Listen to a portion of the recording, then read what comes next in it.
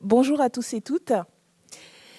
Merci d'être présents et présentes pour cette conférence à l'initiative de l'équipe thématique égalité et antiracisme de la France Insoumise. Une conférence sur la thématique des mémoires de l'esclavage, de la colonisation et des luttes d'émancipation.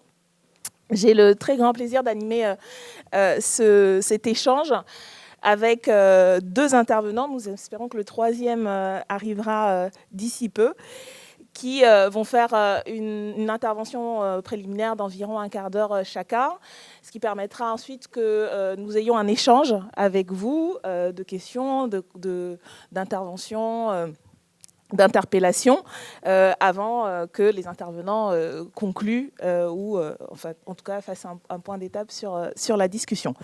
Je suis Danielle Obono, députée de Paris des 18e et 19e arrondissements, membre de la commission des lois à l'Assemblée nationale et du groupe de la France Insoumise. Je travaille activement avec l'équipe thématique antiracisme dans le cadre du travail parlementaire et puis aussi de mon engagement comme ceux de la France Insoumise sur ces problématiques. Et c'est dans ce cadre notamment que j'ai eu l'occasion de rencontrer Karfa Diallo, que je vais laisser se présenter en indiquant simplement qu'il est le fondateur de l'association Mémoire et Partage, qui est aujourd'hui conseiller régional de Gironde et qui fait un travail remarquable dont il va vous parler sur ces problématiques. Et donc, nous sommes très heureuses à la France Insoumise qu'il ait accepté notre invitation. Je suis particulièrement touchée également puisque Karfa Diallo et son association se sont portés partie civile à mes côtés, aux côtés de la France Insoumise, dans le procès contre Valeurs Actuelles. Et donc, c'est du coup avec plaisir que je lui donne la parole pour cette première introduction. À toi, Karfa. Merci beaucoup Danielle Obono. Bonjour à toutes et à tous. Je suis aussi très honoré et très heureux de participer à cette table ronde et puis plus généralement à cet événement, ces journées universitaires de la France Insoumise. Et puis à venir aussi discuter, échanger avec des personnalités qui sont là autour de cette table. Bien évidemment, Younous Omarjee, dont nous savons le travail important qu'il fait au niveau européen. Daniel Obono, effectivement, m'a présenté comme fondateur et directeur de l'Association internationale Mémoire et Partage. C'est une association qui est née dans les années 90, à la fin des années 90, à Bordeaux, en 1998. Et c'est une association qui, aujourd'hui, est présente sur 4 autres villes françaises, donc 3 autres anciens ports négriers français, La Rochelle, Le Havre et Bayonne récemment. Et puis, la dernière association que nous avons créée, Mémoire et Partage, se trouve à Paris, dans le 18e arrondissement. Donc, c'est une association qui fait partie de ce mouvement qui essaie de trouver des solutions véritablement aux nouvelles sociétés transculturelles, transmultiethniques que nous avons. C'est-à-dire quel travail politique, quel travail poétique nous avons à faire aujourd'hui sur des drames extrêmement effroyables qui se sont déroulés dans le passé et des drames que nous n'avons pas vécu nous-mêmes, mais dont nous nous sentons responsables. Et c'est ce que nous voyons fondamentalement, d'ailleurs, avec tout ce qui s'est passé depuis l'année dernière autour du mouvement Black Lives Matter. Donc la question, c'est comment déminer certains mots inflammables, certains mots chargés donc de souffrance, de douleur, l'esclavage, la traite des Noirs, des crimes contre l'humanité. Comment déminer ces mots, comment en faire des expériences, comment créer de nouveaux espaces symboliques qui soient des espaces symboliques respectueux de notre commune conscience que nous avons de cette histoire et de ça et des tragédies qui l'ont accompagnée. Et c'est vrai que le travail de notre association, il s'est fondé d'abord sur une expérience que malheureusement encore aujourd'hui, il faut le regretter, une expérience que la conscience occidentale a encore du mal à intégrer comme étant une expérience de lucidité nouvelle. Cette expérience, c'est laquelle? C'est l'expérience finalement de la cale du navire négrier et de la plantation américaine. Il faut reconnaître qu'aujourd'hui encore dans la pensée occidentale, dans sa grande majorité, ce moment terrible, effroyable, où un nouveau monde, alors c'est même pas un nouveau monde, un non-monde, va commencer finalement avec cette cale du navire négrier, avec l'expérience plantationnaire, eh bien, ça n'a pas été, encore aujourd'hui, pour une grande part, compris dans la conscience occidentale comme étant un moment de lucidité plus essentiel et plus important. Pour beaucoup, encore aujourd'hui dans la conscience occidentale, c'est le camp de concentration de la Seconde Guerre mondiale qui a été le moment fondateur de la nouvelle lucidité. Et pour autant, nous savons tous que ces camps de concentration de la Seconde Guerre mondiale ont été préparés, ont été organisés, ont été nourris par des méthodes, des actions, par des phénomènes bien antérieurs à cela. Et ces premiers phénomènes, c'est vraiment la cale du navire négrier, la transportation, la déportation donc des Africains et de leurs descendants, des millions d'Africains vers l'Amérique. L'expérience que j'appelle souvent, moi, le laboratoire du racisme, puisqu'en fait, ce qui est fondamental dans cette histoire, c'est il y a bien évidemment le crime en tant que tel qui se déroule et qui se déroule sur une longue durée, c'est-à-dire au moins 4 siècles. Et je pense qu'on peut même aller plus loin que ça, puisqu'en réalité, l'histoire de l'esclavage et de la traite de noirs est une histoire globale de la constitution de nos sociétés mondialisées et qu'il faut aller plus loin, c'est-à-dire il faut aller presque jusqu'au 7e siècle et parler de la traite et de l'esclavage occidental dont nous avons encore aujourd'hui, plutôt la traite et de l'esclavage arabo-musulman dont nous avons aujourd'hui encore des réminiscences contemporaines. Mais ce qui est le plus essentiel, c'est finalement la création du phénotype nègre en fait, c'est-à-dire que cette sorte de damnation qui frappe les Noirs, quel que soit l'endroit dans lequel vous êtes frappés par cette damnation-là, qui génère un certain nombre de situations, d'injustices, d'inégalités, de drames que les Noirs vivent dans le monde entier et dont on a eu l'illustration la plus essentielle, la plus nette et la plus importante dans ces dernières années, avec ce qui s'est passé avec la mort, donc le meurtre de George Floyd le 25 mai 2020 et tout le mouvement qui est né à la suite de ça, ce mouvement Black Lives Matter qui, je crois, pour la première fois, dans une sorte de résonance presque planétaire, interroge finalement la nécessité de nouveaux espaces symboliques. C'est-à-dire que ces crimes dont je vous ai parlé, ce sont des crimes qui se sont déroulés dans un ailleurs qu'on avait créé, très loin de chez nous. Et aujourd'hui, cet ailleurs est ici. C'est-à-dire que nous sommes dans des nouvelles sociétés transculturelles, transmultiethniques.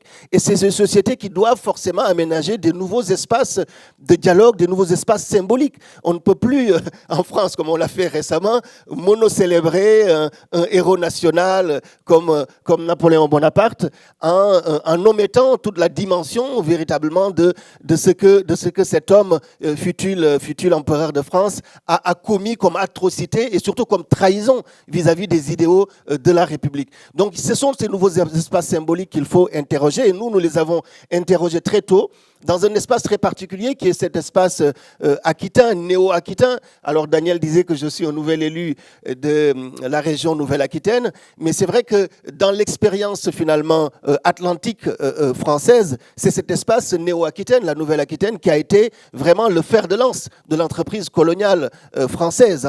Souvent sur la traite et l'esclavage des Noirs, bon, il y a beaucoup de débats parisiens, mais en réalité, cette histoire-là, elle s'est déroulée dans les ports négriers, sur les territoires. C'est là où des fortunes colossales ont été édifiées. Et sur cette partie atlantique, on a Bordeaux, qui a été le deuxième port négrier français, en nombre de bateaux qui ont fait le commerce triangulaire. Bordeaux est deuxième, mais on a La Rochelle, qui était le troisième port négrier français. On a aussi Bayonne. Et Et la différence qui est essentielle, puisqu'on a aussi Nantes, que vous connaissez sûrement, qui est le premier port négrier, mais souvent on confond finalement le port négrier et le port colonial. Pour vous donner un exemple, si Bordeaux est le deuxième port négrier français en nombre de bateaux qui ont fait le commerce triangulaire, Bordeaux est quand même le premier port colonial français.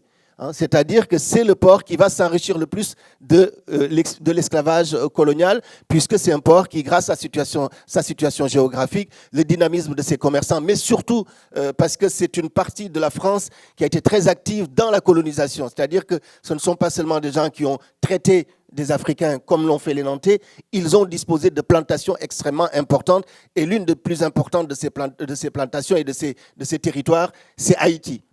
Haïti, que nous savons vivre encore aujourd'hui des conséquences directes, il ne faut pas le nier, de cette histoire terrible. Et Haïti, 500 000 captifs africains au XVIIIe siècle, 30 000 colons, 40% des 30 000 colons sont des Aquitains. Ce sont des Basques, ce sont des Béarnais, c'est des Gascons. C'est la colonie la plus riche d'Amérique, la perle des Antilles, qui produit 9 fois plus que la Guadeloupe et la Martinique réunies.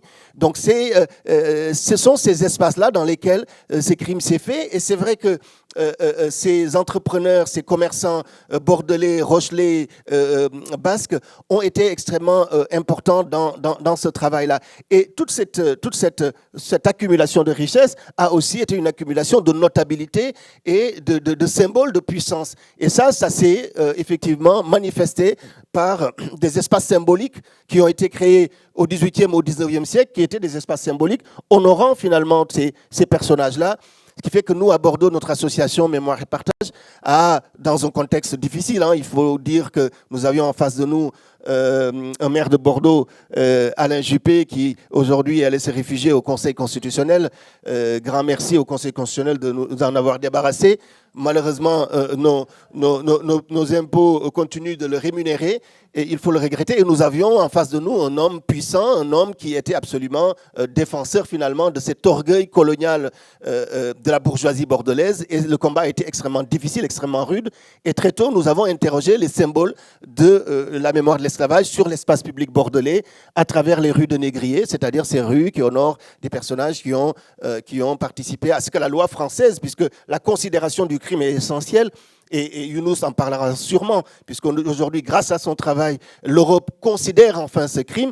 En France, on a eu une considération du crime essentielle qui a été le vote de la loi Taubira, qui a été votée en 2001, qui a considéré le crime. Mais le crime n'est pas encore une expérience partageable. Ça, c'est encore un long chemin qui nous attend. Mais cette expérience a été importante. Ce vote, cette considération du crime a été essentielle, et ça a servi pour nous d'élément de combat pour faire admettre par cette société bordelaise, non pas dans une optique de diabolisation et de culpabilisation. Je rappelle que nous nous sentons tous responsables des conséquences de cette histoire, même si nous ne l'avons pas vécu directement. Et c'est cette responsabilité qui, aujourd'hui, doit nous faire agir. Donc, nous avons beaucoup interrogé cela, pas seulement sur Bordeaux, sur La Rochelle, sur Le Havre. Et puis, dernièrement, je ne sais pas si j'ai encore 2-3 minutes, Daniel. Voilà. Et dernièrement, nous nous sommes attaqués à une affaire assez terrible qui se passe au XXIe siècle. Nous sommes en France, nous sommes dans le Pays Basque, nous sommes à Biarritz, nous sommes dans une ville qui appelle tout un quartier la Négresse. Vous avez sûrement peut-être certains d'entre vous. À Biarritz, oui. C'est à Biarritz, oui. Et donc, nous sommes au XXIe siècle, nous avons donc cette appellation, la négresse, qui rappelle bien évidemment ce que Daniel Obono a un peu rappelé tout à l'heure, les attaques ignobles qui ont été portées sur sa personne, et sur sa fonction de représentant de la nation française, mais aussi sur notre conscience à nous tous.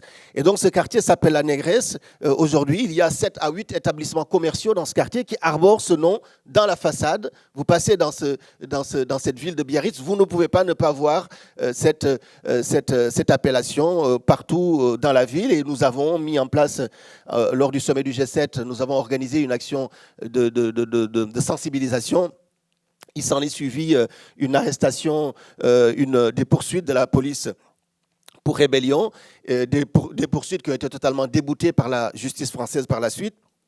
Et aujourd'hui, nous sommes nous sommes en recours administratif auprès du tribunal administratif pour que le tribunal administratif puisse abroger les délibérations municipales qui ont donné à ce quartier ce nom ouvertement raciste aujourd'hui. Et c'est ça, ces exemples de racisme institutionnel finalement, puisque là, nous avons vraiment une institution de la République française qui valide des clivages racistes et des clichés sexistes sur l'espace public, puisque dans le quartier de Biarritz, c'est pas seulement un héritage toponymique d'un nom, ce sont des représentations caricaturales. Vous avez dans ce quartier, vous avez des commerces qui arborent des images comme celles que nous avons regrettées à s'attaquant à Daniel Obono, des images de femmes noires, les lèvres pulpeuses, un peu partout, donc dans le quartier de Biarritz.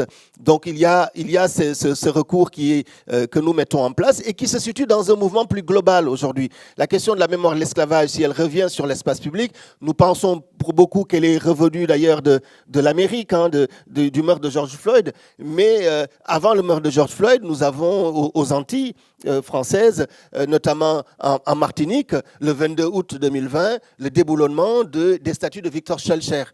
Et parce que la crise que nous avons à vivre, le malaise dans lequel nous sommes aujourd'hui est un malaise que ces populations dans ces territoires et départements d'outre-mer vivent de façon beaucoup plus exacerbée que nous, puisqu'on a encore pour ces populations-là des inégalités qui sont héritées de la façon dont on est sorti du système esclavagiste. Je parlais d'Haïti. Haïti, nous le savons tous, et nous le savons de mieux en mieux, puisqu'il y a une équipe de recherche du CNRS qui récemment a publié la liste des Français qui ont bénéficié des indemnités que la France a exigées d'Haïti pour le prix de sa liberté. Il y a aujourd'hui un site internet qui existe, mais plus que cela, Thomas Piketty a calculé le montant de cette dette, puisque ça s'élève à 35 milliards d'euros, donc que Haïti a entièrement payé à la France pour le prix de sa liberté. Et on sait qu'en Martinique, en Guadeloupe, je vais en finir par là, on a le même phénomène, puisque là aussi, lorsque l'abolition a eu lieu en 1848, on a indemnisé les esclavagistes, et ces inégalités, elles sont extrêmement présentes, extrêmement fortes, et de plus en plus insupportable pour une partie de la jeunesse antillaise, qui effectivement a été la première à s'attaquer donc à ces symboles de l'histoire, finalement d'une histoire dont on aurait pu, et je pense, parce que c'est la République qui abolit aussi à un moment donné avec l'action de Victor Schœlcher, mais lorsque ces jeunes Martiniquais s'attaquent à Victor Schœlcher, c'est qu'ils expriment, c'est qu'ils en ont assez de cette schœlcherisation, c'est-à-dire de cette sorte d'autoglorification dans laquelle on les a enfermés et qui les empêche finalement de pouvoir retrouver une autonomie, une indépendance, un humanisme qu'ils espèrent et qui est extrêmement présent. Et ce mouvement, il est de plus en plus profond, puisque les médias hexagonaux n'en ont pas parlé, puisque le 25 mai 2021, la municipalité du Lamentin, donc en Martinique, a elle-même, là c'est une municipalité française qui a voté une délibération pour déboulonner la statue de Victor Schœlcher qui était devant la mairie du Lamentin. Et le maire a lui-même présidé au déboulonnement de statues. Et personne n'en a parlé. C'est-à-dire on peut imaginer aujourd'hui que s'il y avait une mairie française, enfin de l'Hexagone, qui se permette de déboulonner une statue de Victor Schœlcher. Donc ces modalités de traitement, ce rapport que nous avons à la fois aux conséquences de l'histoire de l'esclavage, c'est sur ces matières-là qu'on travaille. Nous, on y travaille avec des solutions très concrètes, pédagogiques que nous avons mises en place sur ces différentes villes dans lesquelles l'association s'est installée. Nous avons mis en place des outils d'éducation populaire avec par exemple, des visites guidées du Bordeaux-Nègre, de La Rochelle-Négrière, du Havre-Négrier, puisque le Havre est aussi un port négrier très peu connu. Pourquoi ? Parce que le Havre ayant été détruit pendant la Seconde Guerre mondiale, il en est resté très peu de traces, mais ces traces existent. Et aujourd'hui, une association Mémoire et Partage y est créée, qui organise des visites guidées régulièrement, puisqu'il s'agit de voir dans quelle mesure on peut se réapproprier ces histoires-là, en faire une expérience partageable. Et c'est pour ça que notre démarche à nous sur ces rues de Négrier, c'est de dire qu'il faut rajouter de la mémoire, rajouter de la beauté, rajouter de l'esthétique plutôt que d'en enlever. Notre position n'a pas été et n'est toujours pas de débaptiser les rues de Négrier, par exemple. Nous avons toujours demandé qu'on mette des panneaux explicatifs en bas de ces rues. Ça nous semblait plus efficace, plus utile aujourd'hui de rajouter de la mémoire, de rajouter du sens, de laisser aussi un témoignage de notre conscience, puisque les générations passent, les siècles passent, mais la conscience que nous avons, et notamment dans cet espace public qui est le seul espace démocratique démocratique que nous avons, puisque finalement l'espace muséal ou l'espace où les livres ne sont pas des espaces démocratiques, tout le monde n'y a pas accès, mais l'espace public est un espace démocratique. Et là, nous pouvons laisser des signes et des symboles de la conscience que nous avons des crimes du passé et de la nécessité de la réparation. Parce que fondamentalement, ces luttes mémorielles, pour revenir au thème de notre rencontre, cher Daniel Obono, ces luttes mémorielles, elles ne visent absolument pas le séparatisme. Le séparatisme, c'est ce que la République a fait et peut-être continue de faire encore sur certains territoires qu'elle a totalement délaissés, où elle a regroupé des populations qu'elle a soumises à un régime extrêmement brutal.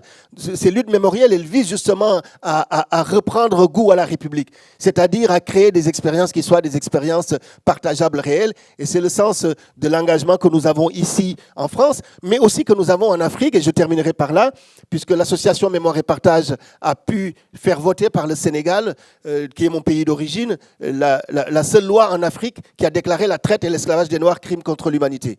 Parce qu'il faut savoir aussi que les mêmes difficultés que nous avons ici en France à aborder cette question de l'esclavage et de la traite des Noirs, les pays africains nouvellement indépendants sont confrontés aux mêmes difficultés de notabilité, de puissance qui se sont édifiées aussi, puisqu'il y a une part de responsabilité de chefs africains dans ce commerce, ce crime terrible, du 15e au 19e siècle. Donc les pays africains d'aujourd'hui se retrouvent face à ces problématiques qui sont réelles entre l'Afrique au sud du Sahara et l'Afrique du Nord. On sait que la traite et l'esclavage par les Arabes a existé, mais on a une difficulté à vraiment poser cette question, à faire la lumière sur cette affaire-là. Et pourtant, si on ne la fait pas, cette lumière, comment nous pourrions combattre ce que vivent aujourd'hui beaucoup de jeunes migrants subsahariens qui, lorsqu'ils viennent en Europe, pour la plupart, passent par les mêmes routes transsahariennes par lesquelles leurs ancêtres étaient amenés du 7e au 20e siècle et sont victimes sur ces routes de racisme et voire même d'esclavage qu'ils dénoncent de plus en plus. Donc, cette conscience globale, elle est nécessaire.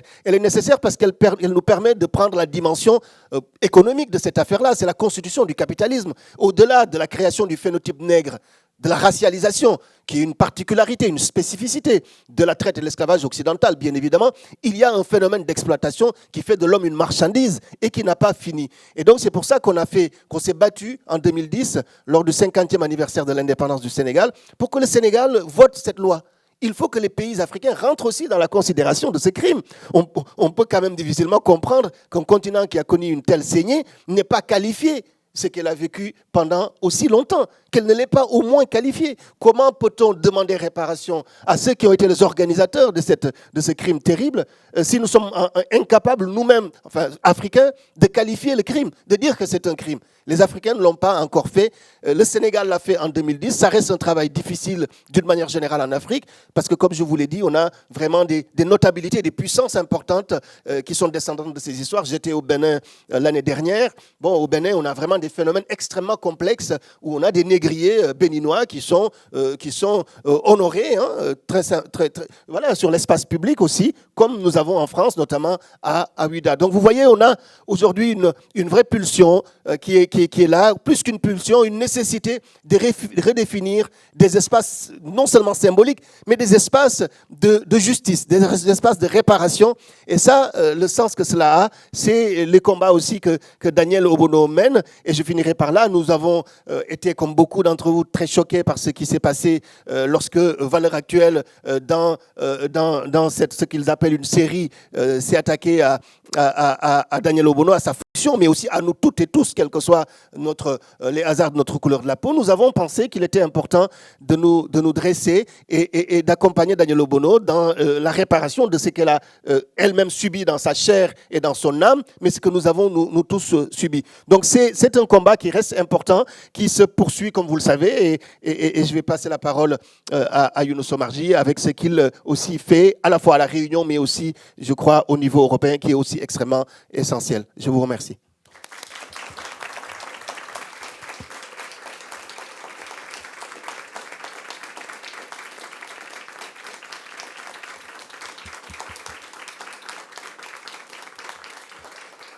Merci beaucoup, Karfa.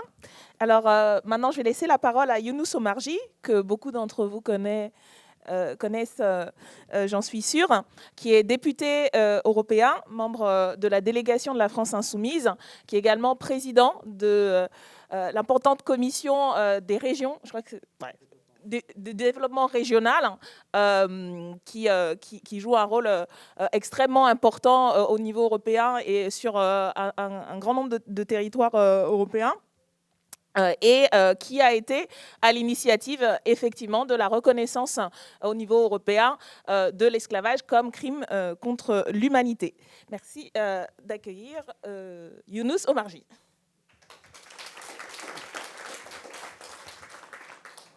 Bonjour à toutes et à tous.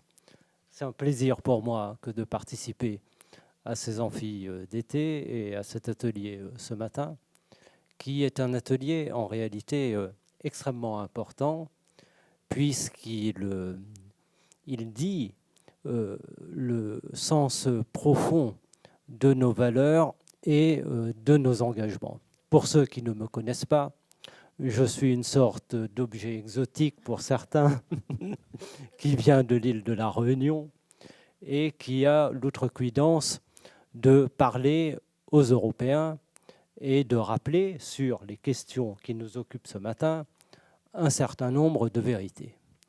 Et je viens de l'île de la Réunion, qui est un pays qui est né d'un crime contre l'humanité. Ce crime contre l'humanité, 4 siècles durant, est un crime qui a une particularité, c'est qu'il a été accompli en temps de paix. On parle beaucoup d'autres formes d'esclavage, mais il s'agissait souvent de captifs de guerre. Là, il est question d'asservissement de millions et de millions de personnes en temps de paix. Je crois que c'est un point qui mérite d'être souligné. S'agissant de l'île de la Réunion, puisque nous sommes là ce matin pour parler de la question de la mémoire et de la question des luttes, nous faisons un constat. Et je crois qu'il faut toujours le rappeler. C'est que la mémoire de la lutte de libération de l'esclavage est une mémoire qui a été dénaturée, qui nous a été confisquée, qui a fait l'objet d'un processus de dépossession. Vous savez, la mémoire, c'est un peu comme les rêves. Il y a ce que l'on raconte parce qu'on est content d'un rêve, et puis ceux qu'on refoule parce qu'on en a honte. Mais la mémoire et les rêves disent aussi ce que nous sommes. Et il faut s'interroger sur les mémoires refoulées de beaucoup d'Européens par rapport à cette histoire de l'esclavage et de la colonisation. Et dans l'histoire de cette mémoire de l'histoire de l'esclavage, en Guadeloupe, en Martinique, à l'île de la Réunion, nous faisons le constat que les luttes qui ont été celles des esclaves, et en particulier des esclaves marrons, ont été totalement effacées. Cette mémoire a été effacée. Nos héros, celles et ceux qui étaient les marrons, et qui, dès le premier jour, n'ont pas accepté ce système d'asservissement et de domination. Qui parmi vous les connaît? Qui pourrait me citer ici le nom, peut-être quelques Réunionnais qui sont dans la salle, mais qui pourrait me citer ici le nom d'un esclave marron qui est un héros pour tous les Réunionnais, mais aussi pour la République. Pourquoi pour la République? Tout simplement parce que lorsque commence la résistance des esclaves, naît dans nos îles, en réalité, la consolidation des valeurs qui vont devenir celles ensuite qui seront portées par les révolutionnaires, les valeurs de liberté, d'égalité et de fraternité. Et la dette que nous avons, que la République a par rapport à ces esclaves qui sont rentrés en lutte est considérable. Et l'apport qui est le nôtre à la consolidation de ces valeurs n'est pas suffisamment souligné. Donc je crois que cette question de la mémoire dans les enjeux qui sont les nôtres aujourd'hui par rapport à la République sont tout à fait précieux. La mémoire est également une question extrêmement importante puisque les mémoires des luttes doivent rester tout à fait vivantes pour éclairer les combats qui sont les nôtres aujourd'hui, et en particulier les combats contre le racisme, contre les inégalités, contre toutes les formes de servitude qui continuent aujourd'hui d'exister. Nous avons, et tu l'as rappelé, en France, reconnu que l'esclavage est un crime contre l'humanité à l'initiative de Christiane Taubira. Mais je constate que s'il n'y avait pas eu Christiane Taubira et les députés réunionnais à l'Assemblée nationale, sans doute que nous attendrions encore cette reconnaissance aujourd'hui. Et s'il n'y avait pas eu un ultramarin au Parlement européen, je crois que jamais l'Union européenne aurait reconnu cela. Donc la conscience vive, que nous avons de ces enjeux doit être partagée. Et il ne faut pas se laisser tromper par un certain nombre d'apparences. La réalité, c'est que malgré ces reconnaissances, nous avons dans le temps présent considérablement reculé sur l'ensemble de ces questions, aussi bien en France que dans toute l'Europe, puisque nous voyons un retour très violent de la réaction, des discours les plus xénophobes dans toute l'Europe. Et il est beaucoup plus difficile aujourd'hui qu'il y a 10 ans que de faire partager les convictions qui sont les nôtres. Et étant au Parlement européen, je constate qu'aujourd'hui en Europe, la montée des extrêmes droites et évidemment la diffusion des idées d'extrême droite est sans doute le danger le plus important qui menace l'Union européenne. Et c'est pourquoi tous les combats que nous menons sont des combats extrêmement difficiles, et on le voit bien de plus en plus difficiles en France, à tel point que lorsque nous posons ces questions de mémoire, eh bien, nous rencontrons un État et un gouvernement qui nous renvoient à des qualifications absolument infamantes. Eh bien, je crois que ces qualifications-là, aujourd'hui, nous devons les assumer. En tout cas, je fais partie de ceux qui les assument. Parce que lorsque nous avons face à nous des personnes totalement décomplexées dans l'affirmation d'idées les plus extrêmes possibles, eh bien, nous ne pouvons pas nous baisser la tête et avoir un discours tiède. Alors oui, nous sommes des personnes qui sont affirmées dans ce que nous sommes et qui appelons l'Europe à regarder son histoire en face, parce que nous savons ce que cela a produit. Ce n'est pas moi qui le dis, vous le savez tous. Aimé Césaire explique comment l'histoire de l'esclavage a été à l'origine, d'une certaine manière, de l'Holocauste. Et toutes ces formes de barbarie devant lesquelles on ferme les yeux peuvent annoncer pour demain de nouvelles barbaries sur le continent et dans le monde. Lorsque Emmanuel Macron était venu au Parlement européen, je lui avais rappelé ces mots de Césaire, et je lui avais dit que l'Europe et le monde sont menacés aujourd'hui par des processus d'ensauvagement et de décivilisation. On parle beaucoup d'ensauvagement. Bon, l'extrême droite a repris ce terme, mais l'ensauvagement et la barbarie, elle est du côté des bourreaux, elle est du côté des criminels, elle est du côté, par rapport à cette histoire de l'esclavage et de la colonisation, du côté des Européens. Et la barbarie également du côté de ceux qui ont été dans cette tragédie terrible qu'est l'Holocauste. Et donc tout ça s'est produit en Europe. Donc, l'espace ensauvagé, c'est l'espace européen. Et ce travail de déconstruction, en tout cas de lucidité, et de déconstruction de tout un continent mental est extrêmement important pour prémunir des dangers qui menacent le monde aujourd'hui et pour demain. Je dois vous dire que je suis extrêmement inquiet dans le moment qui est le nôtre sur le chemin pris pour l'avenir, aussi bien dans le monde qu'en France. Qu'est-ce qu'on observe? On observe en réalité une résurgence des nationalismes qui exaltent les identités.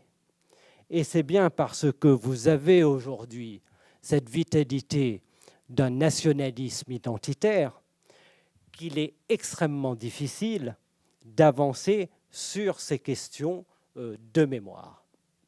Et ce danger, il est aujourd'hui un danger pour l'Europe, il est un danger pour la République française, et je crois qu'on peut faire très facilement le lien entre tout ce qui fait l'objet de notre discussion et ce que nous appelons aujourd'hui l'islamophobie, parce que tout ça relève en réalité d'un certain nombre de logiques identiques. Donc, pour revenir à cette question de l'esclavage, je crois qu'il y a un point qui est extrêmement important.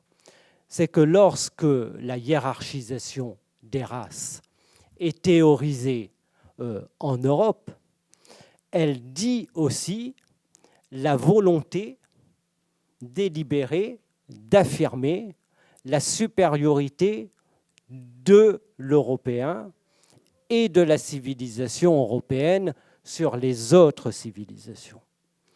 Et lorsque vous regardez aujourd'hui les rapports des puissances européennes avec le reste du monde, dans toutes les dimensions, eh bien, en réalité, peu de choses ont changé. Les gens ne sont plus asservis. L'esclavage a été aboli grâce à la lutte des esclaves, essentiellement. Mais cette conviction que la civilisation européenne est le modèle qui doit être exporté dans le monde entier, ça, c'est quelque chose qui demeure et qui génère énormément de tensions à l'échelle mondiale et de difficultés de relations entre les peuples et entre les peuples qui sont les plus éloignés de nous et les peuples européens. Je m'écarte un peu, excusez-moi, du sujet. Je vais dire quelque chose, je sais qu'on est filmé, mais je vais dire quelque chose de très choquant. Mais j'y pensais hier en écoutant Jean-Luc lorsqu'il parlait de l'Afghanistan. Lorsque les Européens vont en Afghanistan et considèrent qu'il faut étendre le modèle européen envers et contre toutes les traditions d'une société qu'on condamne ou qu'on partage, cela dit exactement ce que je viens de décrire.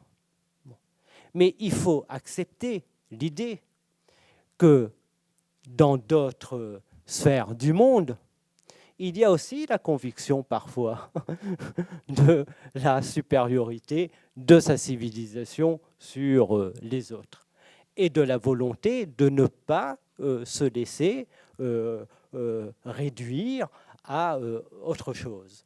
Bon. Et de là, il y a des résistances qui se mettent en place. Eh bien, ça, c'est quelque chose qu'il faut comprendre. Lorsque vous avez des mouvements totalitaires qui veulent soumettre les autres à leur tradition, leur culture, leurs lois, eh bien, nous rentrons en résistance. Et les Européens n'acceptent pas, et ils ont raison, de vouloir être tous soumis à la charia. Personne n'accepte ça et tout le monde le récuse et tout le monde le combat et je suis le premier à le combattre.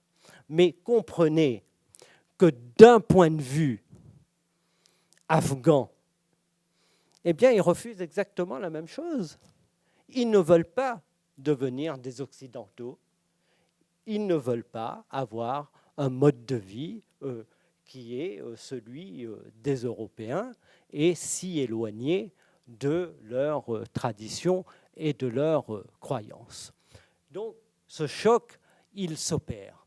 Et il s'opère de plus en plus, et je crois qu'il annonce de très grands dangers. Et c'est pourquoi ce travail de compréhension, de connaissance, de déconstruction est un travail extrêmement important si nous voulons ouvrir des voies pacifiques en Europe. Et c'est l'ambition qui est la nôtre par ce travail. Mais nous sommes des militants et nous devons aussi assumer pleinement nos positions.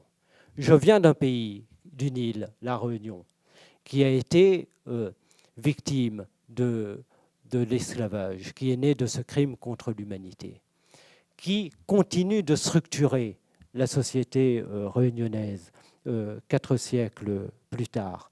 Parce que lorsque vous regardez la société réunionnaise, les descendants directs des esclaves qui sont venus essentiellement du Mozambique chez nous sont celles et ceux qui sont toujours au plus bas de l'échelle sociale. Et même dans une terre créolisée comme la Réunion, vous avez des stigmates au niveau des représentations mentales de ce qu'est le noir et de la contribution qu'il peut apporter dans la société. Et c'est pareil, évidemment, en France, c'est pareil dans toute l'Europe et c'est pareil aux États-Unis. Et c'est pourquoi nous devons à la fois faire ce travail pédagogique, etc. Mais je fais partie de ceux qui disent, parce que j'entends dire aujourd'hui, mais dès qu'on rentre dans ce débat, mais on ne fait pas surtout, il ne s'agit pas de faire de la repentance. Mais qu'est-ce que ça veut dire? Mais bien sûr qu'il faut un peu de repentance. Bon, lorsque le crime de l'Holocauste a été accompli, eh bien, il y a une repentance, et une repentance nécessaire devant un crime. Bon. Et aujourd'hui, alors, il ne faut pas faire de repentance devant un crime abominable. Bon. Non, il y a un peu de repentance à faire. On dit pas de réparation. Très bien. Mais non, moi je ne suis pas d'accord. Il faut trouver les formes et les moyens de la réparation économique. Parce que cet esclavage, il a permis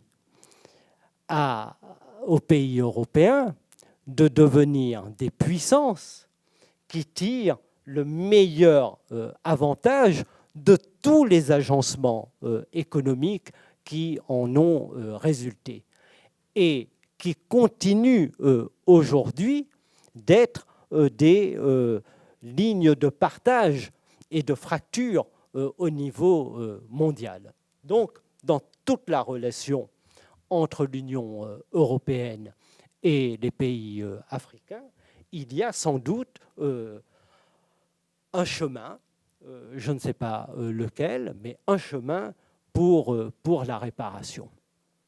L'Union européenne et les pays européens ont tiré pour des siècles et des siècles un bénéfice immense de la traite négrière et transatlantique. Prenez un petit pays mais un petit pays minuscule, dont le niveau est en dessous de la mer. Les Pays-Bas. Les Pays-Bas, c'est pas un pays, je veux dire, qui est un pays extrêmement puissant, qui a énormément de production et tout, mais il reste un pays très riche. Cette histoire a permis aux Pays-Bas de structurer une économie qui lui permet toujours aujourd'hui de jouer un rôle, parce que sinon c'est un pays qui est absolument négligeable.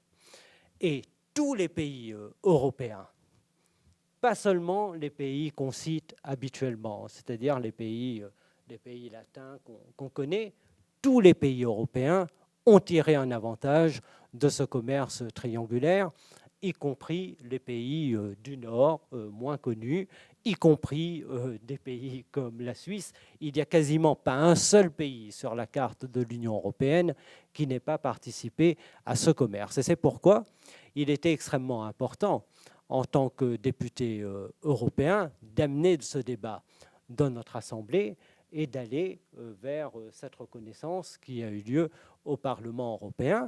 Mais le travail reste très, très difficile, beaucoup plus difficile, par exemple, que dans un pays comme le Portugal. Je discutais avec des chercheurs et des universitaires portugais qui me disaient combien cette question est encore taboue. Bon. Donc, nous avons sans doute à partager aussi nos expériences entre pays européens en termes de lutte pour voir comment nous pouvons aider ailleurs. Voilà.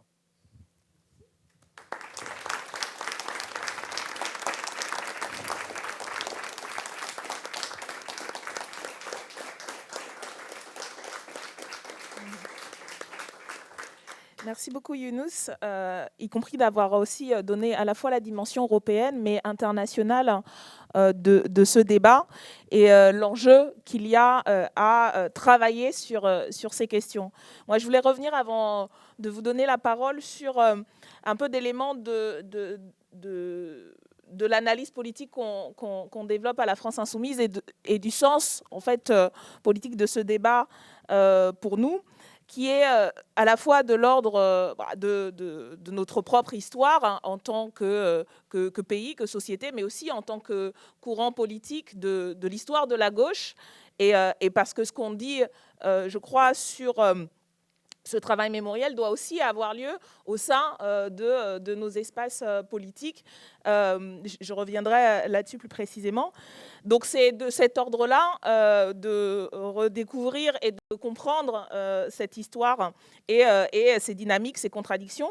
Mais je crois également c'est aussi de l'ordre de la compréhension de mécanismes, et ça a été dit par Carfa et Younous également, mais de mécanismes extrêmement contemporains, de comprendre en tant que marxiste révolutionnaire pour ma part comment fonctionne la société, comment fonctionne le système économique actuel. Ça a été évoqué par Younous, mais je crois qu'il est important aussi de reposer le rôle très concret qu'ont joué ces périodes de l'histoire, ces dynamiques économiques de l'esclavage et de la colonisation dans le monde contemporain, pour produire le monde contemporain, à la fois culturel, mais aussi économique que l'on connaît.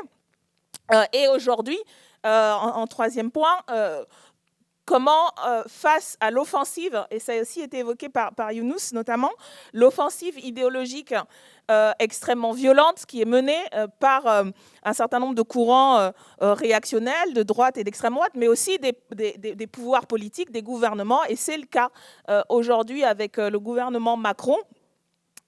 Comment est-ce qu'on répond, mais aussi on est nous-mêmes à l'offensive, parce qu'il y a là, je crois, une bataille de la société dans laquelle on veut vivre et de celles et ceux avec qui on veut construire cette société. Et donc, il y a ce travail-là aussi stratégique à accomplir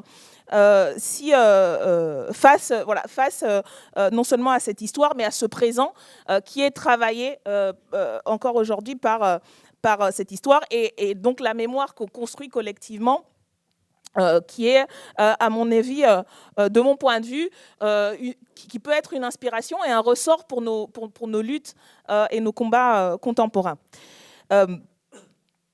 De ce point de vue, on a beaucoup parlé de l'esclavage, mais je pense que c'est une dimension qu'on retrouve dans les processus de la colonisation, et également, puisque c'était aussi le thème, la question des luttes d'émancipation. On parle de phénomènes sociaux, économiques, culturels qui ont forgé le monde contemporain et continuent à le forger. Tu évoquais sur la division actuelle, la division internationale du travail actuelle et comment continue à être répartis économiquement les besoins, les ressources, l'exploitation de ces ressources, l'exploitation des forces de travail avec voilà, un continent et des pays sur le continent africain qui reste une des sources de matières premières et qui sont exploitées majoritairement par des sociétés ou des États qui bénéficient de cette matière première, de ces matières premières au détriment des populations. C'est vrai sur le continent africain. On pourrait aussi évoquer l'Amérique latine dans une certaine mesure, même s'il y a des processus un peu plus complexes. Donc cette division internationale du travail qui continue à être marqué par cette histoire et le fait même qu'il n'y aurait pas eu de capitalisme à l'époque moderne s'il n'y avait pas eu l'accumulation primitive du capital, tout simplement, à travers lors des Amériques, lors des peuples d'Amérique, qui a été, pour notamment l'Espagne, une des ressources premières. Et puis, le sucre avec les plantations des Antilles, et puis tout le développement, y compris pour la révolution industrielle ensuite dans les Amériques du Nord. Donc on a un phénomène qui n'est pas simplement en termes, j'allais dire, moral ou idéologique, mais qui a en fait une assise matériel, objectif. Donc, ces phénomènes de l'esclavage et de la colonisation ont été des moteurs du développement économique.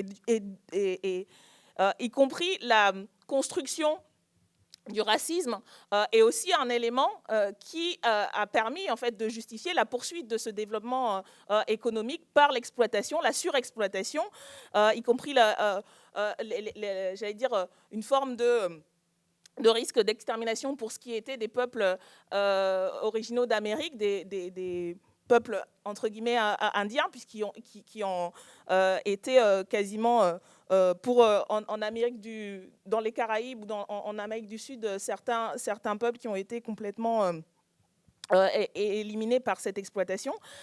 Et donc la construction qui arrive à son apogée au XIXe siècle de la hiérarchie des populations et de la justification de cette exploitation, elle tient son origine en fait de la nécessité de légitimer et de poursuivre en fait cette exploitation. Et donc l'imbrication, ça va vous faire aussi, je pense, une référence au débat contemporain. L'imbrication de la dimension de l'exploitation économique et de la justification du racisme, elle est dès le départ justement de ces phénomènes, et c'est quelque chose qui est fondamentalement lié jusqu'à aujourd'hui. Et les débats actuels sur la question de l'intersection d'un certain nombre d'oppressions et de dominations, on retrouve ça dès l'origine en fait. On a cette réalité là où la catégorie raciale, les catégories raciales servent trouvent leur origine dans l'esclavage. Et effectivement, une des différences avec les autres formes d'esclavage, l'esclavage en Occident à l'époque antique ou l'esclavage dans les ères arabo-musulmanes, c'est aussi cette catégorisation raciale qui est construite pour justifier l'esclavage. Et ensuite, au niveau aussi de la colonisation. Du coup, c'est aussi la grande époque de la du scientisme, racisme. Et donc là, on a quelque chose intrinsèquement lié. Et je pense que ça, c'est important aussi de revenir. Alors, c'est très grossier comme présentation. Il y a beaucoup de recherches qui ont été faites sur ces sujets. Je vous renvoie à ces ressources-là qui sont disponibles. Il faudrait qu'il y en ait plus. Et malheureusement, justement, on est dans une période où on a un gouvernement qui s'attaque précisément à travers les attaques contre les courants décoloniaux ou intersectionnels. Derrière, c'est tout un champ bien plus large en fait que ça, qui travaille justement à ces histoires. Et il faudrait, et ça aussi c'est un enjeu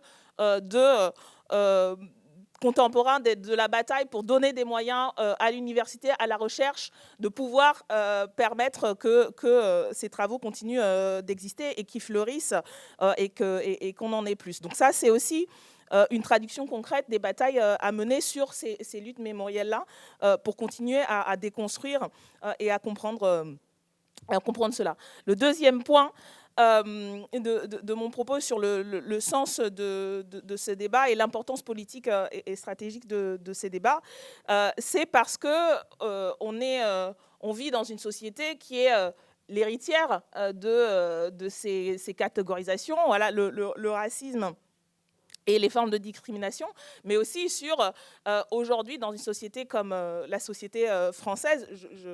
Je rentre même pas dans le fait que, en fait, même dans notre espace mental, par exemple, quand on parle de la société française, une bonne part de cette histoire-là, celle des Antilles et celle au niveau de l'océan Indien et de la Réunion y compris, on pourrait même élargir sur l'ensemble des territoires d'outre-mer, alors que c'est fondamental, alors que ça a été fondamental, ça a été dit sur Haïti, par exemple, dans l'histoire de la France, ne participe pas du tout, en fait, de notre schéma mental quand on pense à la société française contemporaine. Et il faut faire cet effort-là, de se dire, de se le rappeler.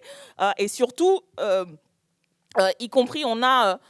et ce que les deux intervenants précédents ont évoqué, le fait de considérer que en fait, c'est une autre histoire que la nôtre, parce que, par exemple, à la différence des États-Unis, l'esclavage n'a pas eu lieu à cette échelle-là sur le territoire métropolitain, comme voilà, ça a été le cas dans les Antilles ou aux États-Unis. Mais comme l'a rappelé Carfa, les ports et surtout...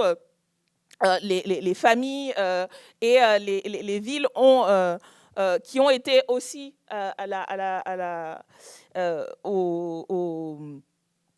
qui ont été aussi les moteurs, en fait, du développement industriel français, ont bénéficié directement de cet esclavage. La colonisation a permis de faire de la France, et on l'apprend tous et toutes à l'école aujourd'hui, la première puissance impériale, ou première ou deuxième avec la Grande-Bretagne, c'est la puissance coloniale qui fait que la France domine le monde au 19e et au 20e siècle.